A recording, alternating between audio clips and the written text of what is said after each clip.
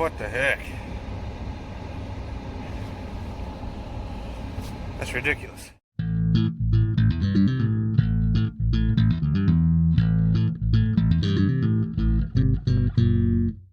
All right, 9 degrees this morning. Got the 75 fired up. I went and grabbed their bale that was out here in the catch pens and put it in here for them so they can eat on that or lay on it or whatever they want. And I broke this up a little bit. Quite a bit more snow got in here than I had hoped. I mean, it's just swirling around everywhere. So I put this little wing wall up here. I guess I should have put it on the south side here. The wind's been coming out of the northwest, but I guess it just swirled around and came right in here, so that's kind of a bummer. I don't love that, but got feeding here for them. They just haven't figured out how to get to it yet. They get stuck on the other side of the fence, but it's here for them. See them over there. Here for them when they're ready for it. So I've been using the bucket on this tractor, put the bucket back on it, to break ice in the pond. So I'm going to go do that. And then, I don't know from there. This back tire is a little bit low, that in there. So my neighbor's got an air compressor, run over and use that and fill it up. I think it's just cold. I don't think it's leaking. It's been steady as long as I've had it. And I mean, it's been sitting for a long time without any air getting put in it. So I don't think it's got a hole, or at least not a significant one. Just cold, I think. So, yeah. So it's still dealing with one hypothermic calf. I don't know. I'm worried about him. We can't get him on his feet. He's a lot more alert than number 4 was there at the end, but and he's eating a lot more. So I mean, that's all good. He's drinking water. That's good. Yeah, I don't know though. We'll see if he can pull out of it and make it. But number 13, he's looking fine. He can get up on his own when he wants to. So and he's eating good. So that's all good. But anyway, just because I got a sick animal, other ones don't start taking care of themselves. So still out here doing chores. Still snowing, so I'm gonna wait a little bit longer. But we'll go ahead and get another hay bale put out for the rest of the cows. It's mostly just to give them a nice dry spot to lay on, so they can snuggle up in. I think I mentioned that in the last video, but and they'll eat it, of course, as well. But so here in a little bit, and I'm going to wait just that way I get it on top of as much of the snowfall as I can. You know, they're all running around right now. It'll just get covered in snow, and it just kind of defeats the purpose. So anyway, here in a little bit, though, I'll go feed them and roll another bale for them. So, all right, let's go break some ice. And then there was one. So, number 29, same as number 4, stopped eating feed hardly. I munched on it just a little bit, but you really had to force him. Temperature dropped. This morning he was at 92.3. So, I had to put him down. So, sucks. I hate that, but nothing else to be done. I'm 13 there, he's still doing fine. Looks good. Sitting there enjoying his heat lamp. We'll keep mucking this out for him, keep it clean. I'll be back here in a little bit to clean all this out. We'll get him some fresh hay. Keep feeding water in front of him and he'll be good. Once this cold snap's over, we'll bring him back home. So it's like 7 degrees outside right now. We got about 5 inches of snow on the ground. Just went out to feed after I got rid of number 29. Number 15. Down. Should have got out there sooner. I don't know how long he's been laying there. He's blocking all the heat lamps. Come on, bud. Back off. I know you like that. You're warm enough. We'll get the heating pads on him. I'm working on mixing up some of the concoction that we give them. Try and get their energy back. His temperature's not reading at all on the thermometer. Just know how that happened with 29, how that worked out. It's not good. Got some drone footage at the other pond of me breaking ice. You know, a lot of people are probably going to say, why don't you just use an axe like everyone else? Like everybody else always has. Yeah, you can use an axe, but that's 6 inches thick. It'll take you all day to break through that. So, a lot faster, a lot easier, and I can do it from a heating cab. I'd like to get more of that out of there. Should have brought a shovel. I could scoop more of it, but I got quite a bit of it. Let's see. So, anyway, That'll be open up enough for him to get in there and get him a drink. Well, all right. So today's the next day. Yesterday was pretty rough. That number 15 calf that came in, just within a few hours, he was foaming at the mouth, which means he's having respiratory problems. I couldn't save him. So 3 calves now that I've lost to this cold. Number 13 here is the only one that's hanging in. And he's got scours, which if you're not a cattle person, cattleman, that's just basically diarrhea. He's got the runs. So the first thing we're going to try is, I suspect, we're trying it right now, but I suspect that being cold like that, being sick, has killed off basically the microflora in his gut, right? So they make this stuff here, Probios, and it's just kind of a powder. You scoop in there, you mix it with his feed, he'll eat it. Gives you instructions on how much to give there. So I'm giving the hospital amount. So there you go. Roughly with my fancy measuring spoon. So hopefully that helps with his gut. And then if that doesn't work, and my neighbor said that she was looking at him earlier, and it looked like it was already starting to firm up. He's eating more hay than grain, so that's good. That's what he needs. As long as that keeps improving, and probios seem to help, so we'll do this for a few days here. And that's what we're going to do. If it doesn't work, then I've also got scour boluses, so that will help stop that. And those, they're just good to have on hand. I should have them anyway. I just didn't, so that's what we're trying first. Kind of a more natural approach, and I suspect just based on, because he was sick, because he was hypothermic, probably just screwed up his microflora in his gut, in his rumen. So we'll get all that restarted with some probios. Probiotics, just like, for people, sometimes it's just what you need. It improves gut health, and he's having gut problems, so we'll try that. So I woke up this morning, it was negative 13. That sucks, but everybody was okay, so I went to work. We'll be up in the morning again before work to break ice and check on everybody. Hopefully we don't have any more problems. The weather's supposed to start getting better, but it's going to keep getting worse for just a little bit here. We're supposed to get up to like 6 inches of snow tonight, but it's not supposed to be as cold anymore. So I think the coldest nights are behind us, I hope. So, yeah, get this guy nursed back to health and get him going. He's already doing really good. Look at him go on that feed. So, yep, and we'll get him back at my place. It's starting to warm up. Got some snow last night. It's only like 17 today. Pretty cool. The wind is blowing this way, so I parked my truck to try and keep the snow off the windshield. Yeah, that didn't work. Oh well. Now let's go check the cows. So the neighbor's tractor gelled up on it yesterday. It's a lot like this one, but it's actually a little bit bigger. This is a 75 horse, there's a 95 horse. So it's just kind of the next step up. I went and helped them out yesterday. I was able to get this one up and running. But it's not a problem we normally have here in Oklahoma. We had both thought about it independently, putting some treatment in it to prevent that, but I mean, man, it's Oklahoma. We don't ever see weather that cold. Yesterday it was negative 13 when I got up. Another guy's truck said the same thing, so I think that was real. Been crazy. So apparently it's not been that cold since 1905 here in Oklahoma. So literally nobody alive has ever seen weather like this in Oklahoma. It's really unusual for us. So anyway, come out here and break ice real quick.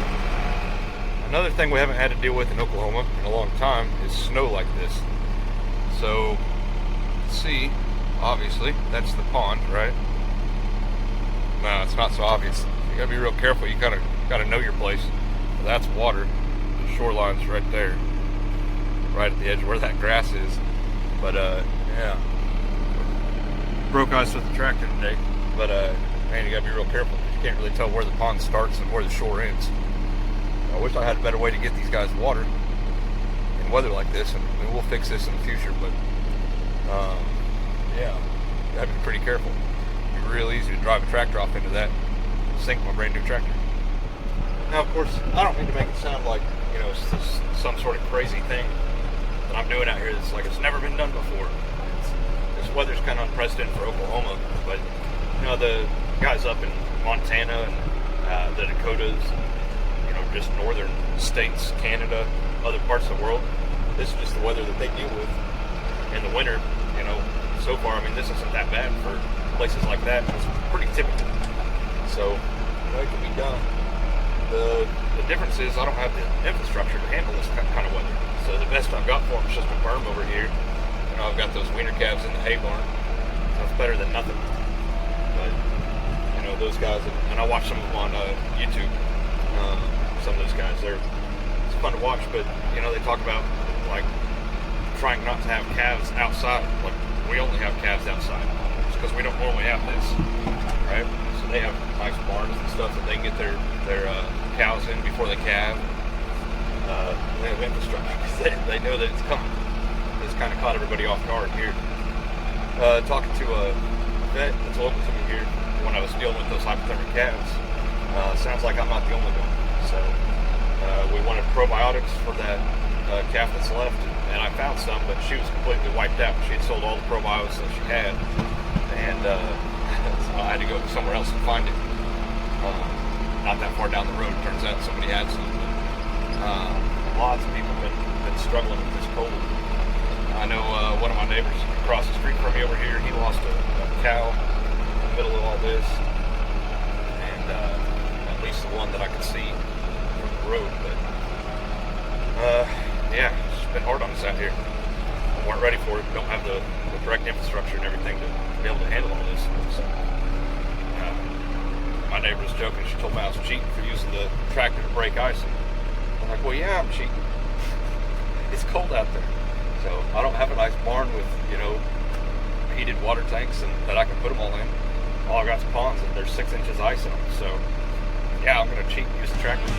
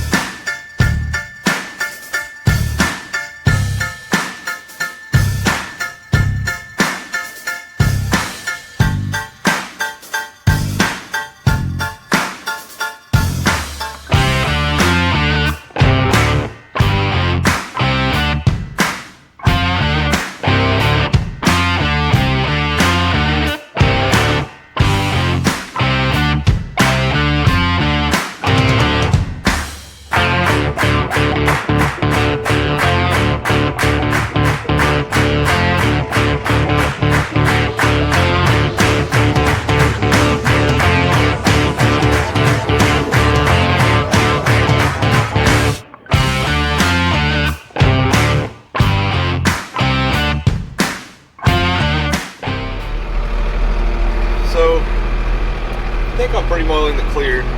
Weather's starting to warm up. Things are starting to thaw out. Wanted to talk a little bit though about these calves that I've lost. There's a couple different perspectives here that suck. First one is, it's a ranch, but it's a business, right? The way this business model works is you buy cows, right? Heifers, in my case. And part of the reason I've had a bunch of trouble out here since I started is that I bought 38 heifers. So that just means that they've never had a calf before. They're first timers. They have more problems with heifers.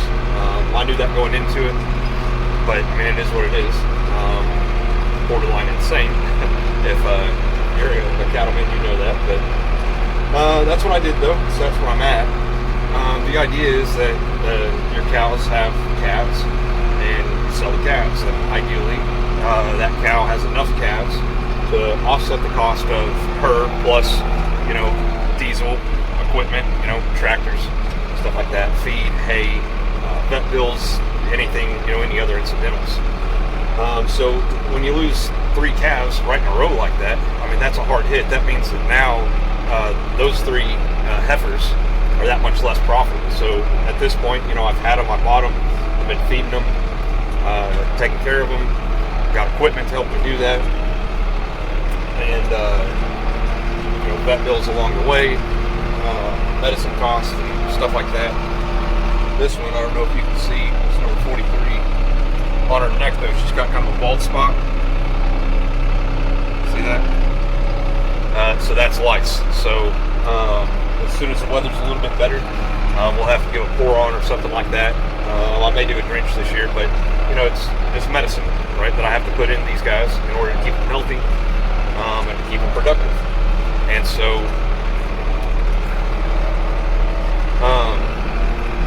you lose calves, and now that's one more calf that's not going to make it to the market. And so it's a pretty big financial hit, and especially when you're a relatively small operation like mine. I try to maintain around 50 head, down a little bit right now, closer to 40, 42 cows. And after this last week, I'm down to 38 calves. So, that sucks. When you look at those numbers, I started with 51 cows. That's a lot of loss. Just to, death loss. So, from a financial standpoint, my business is not doing well. And that's kind of typical. It's hard to make a profit doing this, and that's not really, why you do it. You just try to break even, basically. But from a financial point of view, though, this weekend has been really hard. It's a lot more than just that. So the other side is kind of an emotional hit, and it's not emotional in the sense that I'm gonna curl up and cry about it all day. I'm not beating myself up about it, but it's literally my job to keep these animals healthy and and happy and living their best life while they are living. And so anytime an animal dies, that's a failure on my part. And it's not something that you can just say, if somebody was to give me a hard time about it, which nobody has. But, you can't just be like, well, there's being haters. I mean, the evidence is incontrovertible. There's 3 calves that are dead on my watch. So that's my job, to take care of them, to keep them healthy and safe. And I wasn't able to do it. And so, that sucks. It's like I said, it's an emotional thing. They're not going to live forever. The 3 that I lost were all steers. So, they're going to get killed and turned into food anyhow, but still, it just sucks. To just look around and realize that I've just completely failed those 3 animals. So, and there's no avoiding it. It's just the way it is. So, those ones, they're on the pond. Okay, good. She's coming this way. I'm out of feed. Otherwise, I just put feed out to get their attention while I break that ice. Got to get them off of that pond. They can fall through. There's not much I can do that far out there.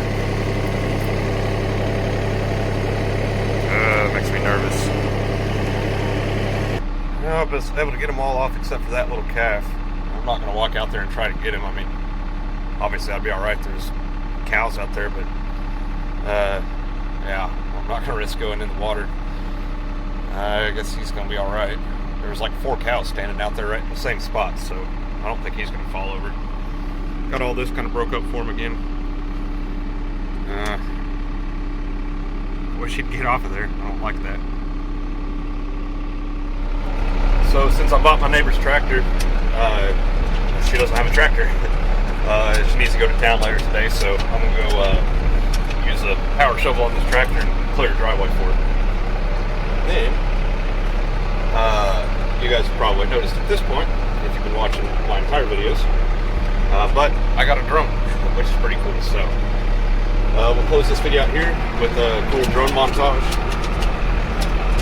and I'm going to go play in the snow for a little bit, I think, before I have to run to town myself and go get more feed. So the drone's pretty cool. It's a Skydio 2. It's kind of the pinnacle of drones as far as I can tell. It's pretty much uncrashable. Can follow you around. You can set it to follow you while you're doing stuff. Pretty cool. I've got a controller for it. as well. This thing, my phone sits in there. Anyway, pretty sweet. It's got awesome obstacle avoidance. The motion tracking is really good. I was driving down the road the other day and it was weaving and getting around telephone poles and trees and all kinds of stuff all by itself. I was just driving, so pretty cool deal. It's been a lot of fun. So I've been using it out here to check on cows first thing in the morning. But in fact, I flew it out here this morning and realized there's a bunch of cows standing on the pond. So that changes my priorities. First thing I got to go do is try to get them off the pond. So I did, except for that stupid calf. But it's primarily just a tool to help me be able to find cattle. You know, if somebody's missing or if I need to fly across the creek when I can't drive because of the flood like last year. Come out here early in the morning and check on everybody, stuff like that. It's just pretty nice. And side benefit, it records in up to 4K, and so I can make cool videos for you guys with it. So it's been a lot of fun. So anyway, thanks for watching. See you guys next time.